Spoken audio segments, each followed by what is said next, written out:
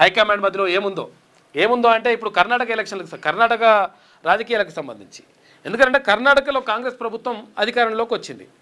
వచ్చేటప్పుడు అంతకన్నా ముందు ఏమైందంటే ఇక్కడ డీకే శివకుమార్, అంటే ఇప్పుడు ఉప ముఖ్యమంత్రిగా ఉన్న డీకే శివకుమార్, ఇప్పుడు ముఖ్యమంత్రిగా ఉన్నటువంటి సిద్ధరామయ్య, ఈ ఇద్దరికి 2.5 ఏళ్ళు ఏది ముఖ్యమంత్రిగా అవకాశం ఇస్తామని చెప్పేసి గతంలో హామీ ఇచ్చారనేటువంటిది చర్చ.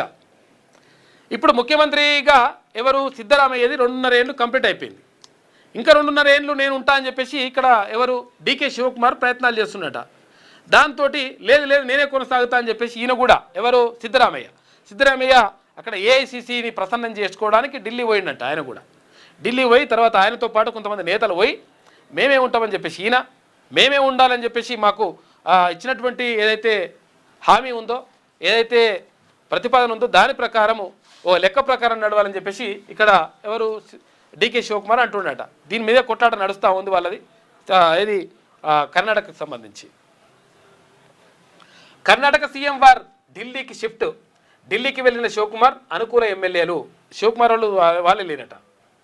ముఖ్యమంత్రి మార్పుపై అధిష్టానంతో చర్చించే ఛాన్స్ ఉందంట. కర్ణాటక ముఖ్యమంత్రి పీఠంపై నెలకొన్న సిద్ధరామయ్య, డీకే శివకుమార్ వర్గాల మధ్య పోరాటం ఇప్పుడు నేరుగా ఢిల్లీకి చేరి కాంగ్రెస్ హైకమాండ్కు తలనొప్పిగా మారింది.